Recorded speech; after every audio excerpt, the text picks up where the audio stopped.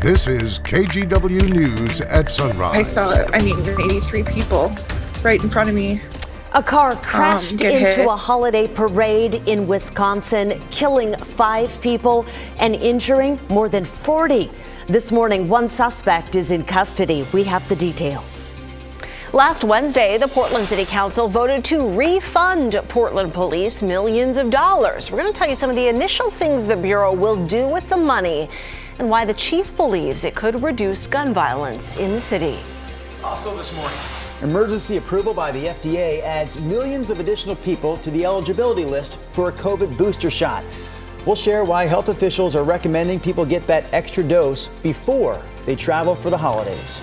But first this morning, we want to update you on breaking news out of southeast Portland. Nearly 12 hours after a hostage situation started near 171st and Division in deep southeast Portland, a woman who is being held was found dead by police. That suspect has been arrested.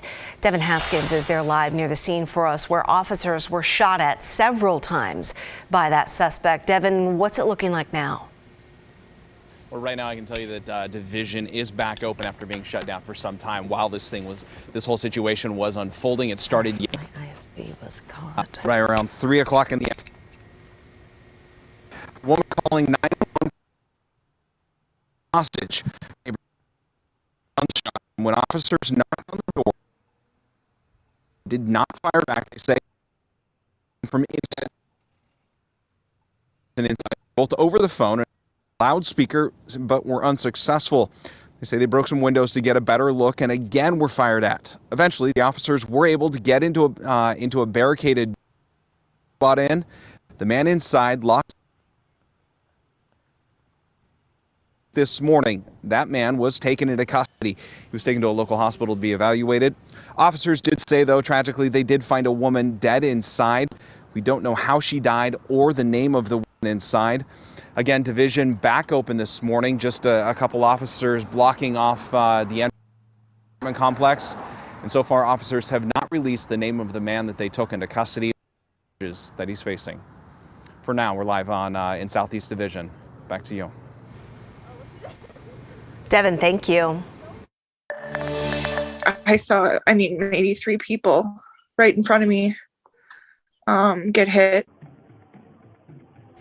That woman was in the crowd when an SUV plowed through a Christmas parade in Wisconsin yesterday. More than 40 people were hurt and at least 5 people are dead. Police tracked down the vehicle involved, and they say they do have a person of interest in custody. But it's not clear yet if that person was actually the driver.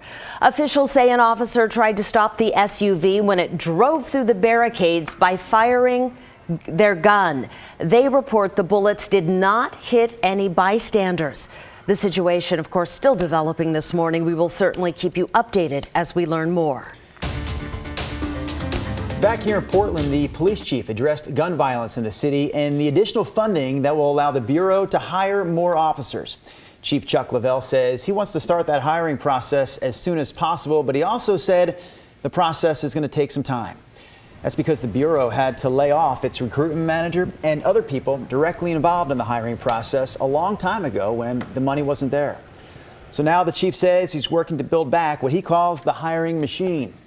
It's been well documented how violent this year has been in Portland. There have been more than 1,100 shootings in 2021. 57 of those shootings were deadly. Their cases are important to us. The tragedy of losing a loved one to gun violence or in any other means is just devastating to a family. The chief hopes to have a new focused intervention team on the street by early next year. That team will work to prevent shootings, and that would also be on top of the enhanced community safety team that's already working the streets. Now to the latest with coronavirus, because millions more Americans are now eligible for a COVID booster shot thanks to emergency approval by the FDA. The emergency use authorization applies to Moderna and Pfizer's booster shots for those 18 and older. That puts all states with varying booster eligibility on the same page. Health officials say those who are planning to do any holiday travel should definitely get the booster, as well as people who are over 50. Yeah, the evidence on boosters is that they dramatically lower your risk of having a breakthrough infection. We know breakthrough infections can happen. Boosters are really quite protective against that. To qualify, you need to have had your second vaccine dose at least 6 months ago. However, if you got the Johnson & Johnson vaccine, you only need to wait 2 months before getting your booster. As for what brand to get, health officials say it is safe to mix and match them. It doesn't have to be the same as your original shot series. Well, health official in southwestern Washington really worried about low vaccination rates for kids. Yeah, the Clark County Health Director says he's not just talking about the COVID vaccine, he's also talking about the flu shot. Tim Gordon has more. The flu season is upon us, and so far it has been quiet in the Northwest. But experts expect when it hits, it will likely be big. They predict there could be as many as 600,000 hospitalizations in the U.S. this season, compared to an average season with 200,000. That's why I'm here today, for me to make a plea for everybody to get the flu vaccine. Dr. Alan Melnick is Public Health Director for Clark County and the health officer for other counties in southwest Washington as well. He is concerned that in Washington state, flu vaccinations are down 25% from this time last year for kids from 6 months to 5 years old.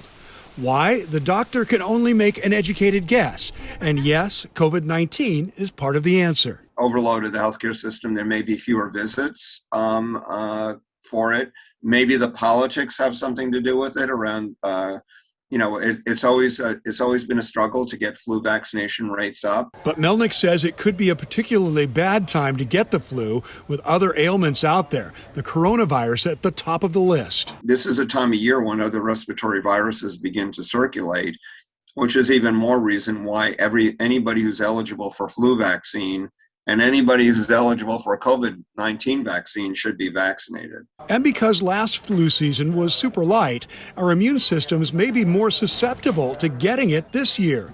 So health professionals say if you've waited, wait no more and get the flu vaccine for you and your kids. Flu vaccine is eligible for anybody over the age of 6 months. Everybody over the age of 6 months should get flu vaccine. And Melnick says if you're eligible and haven't gotten vaccinated for the coronavirus, get that too, for yourself and your community. Tim Gordon, KGW News. The pandemic has hit the food service industry hard, including Burgerville. But today the company is set to reopen 2 of its 5 locations. One is in St. John's and the other is in Vancouver Plaza. Burgerville says it's trying to hire employees at the other 3 locations and hopes to have them open by the end of the year. The company also signed off on a new union contract. Many employees went on strike pre-pandemic back in October of 2019. Workers from 5 restaurants formed a union demanding better wages and working conditions. Well, after 51 negotiating sessions, they have a deal, and it's the first of its kind in the nation. We're excited because for us, this means we get to move forward as one team. And I think Burgerville's a better company for having gone through this. The hope is that Burgerville and the union will ratify the deal by the end of this year. All right, let's talk about weather this morning. And if you're going to be driving anywhere this morning, watch out for a little bit of fog in some spots. Pretty much like it was yesterday morning. So it's chilly out there, frosty conditions as well. Here's the look at the big satellite picture. Today, I'm saying it's a day with lots of moving parts because it has several different elements through your day.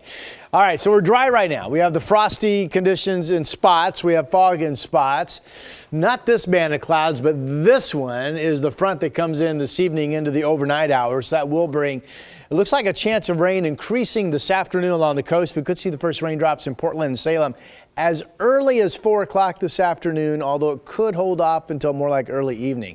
Here's a look at downtown. Not the foggiest picture in the world, but you can see there is some fog over the downtown cityscape and certainly foggy up in the West Hills. Out at the airport, it's 34, and again, many of you have got down to freezing once again. On this map, Salem's holding just above. Eugene is 30. Up in Kelso, it's 36. It's freezing in Astoria this morning as well, and then cold spot would be out in Burns, where it's 19 degrees. Okay, so our day today, the cold start, dry at least in the mid-afternoon, maybe dry throughout the afternoon hours. We'll see. Certainly the evening rain is expected. Temperatures, I think for many of us, will get up to 50 today. Most of us held in the 40s yesterday with that fog that didn't clear until about 2 o'clock or so in terms of widespread clearing. We do have east winds blowing. Good morning, Troutdale. 35-mile-per-hour wind gusts already this morning. Now, those east winds will help clear out the fog and bring more sun earlier sun than we had on your Sunday. 50 in Vancouver. This shows Longview and Battleground staying in the 40s, and there are those east winds gusting to 35 out near the gorge. Okay, it's a holiday week, and the 7-day does have some encouraging news for your holiday weekend in terms of dry weather. So we have the rain coming in later today and this evening, sun and showers tomorrow. Could be a rumble of thunder tonight, by the way. Wednesday's dry, but a lot of cloud cover. Rain develops during the day Thanksgiving. Now, it could be dry to start Thanksgiving Day, and then rain moves in. 1/4 inch, 3/10 is what that looks like right now. Morning showers on Friday, and I believe Friday afternoon could be dry. We've taken out the rain chance on Saturday. And look at the temp. It could hit 60. We're saying 59. Thank you, Saturday. And then Sunday, there's a system that brings back some rain showers. Drew, give me a hip, hip, hooray for Saturday. Come on, Drew. Hip, hip, hooray. Hip, hip, hooray. Oh, thank you, sir. Hey, listen, 6 o'clock hour, I'll have more for you. We're just getting going, Rodney. Just getting started here this morning. We are going to take a quick break right now, but when we come back, we're going to hear from local organizations who are finding new ways to serve their communities this Thanksgiving, that is. Even though, see, I told you, it's early.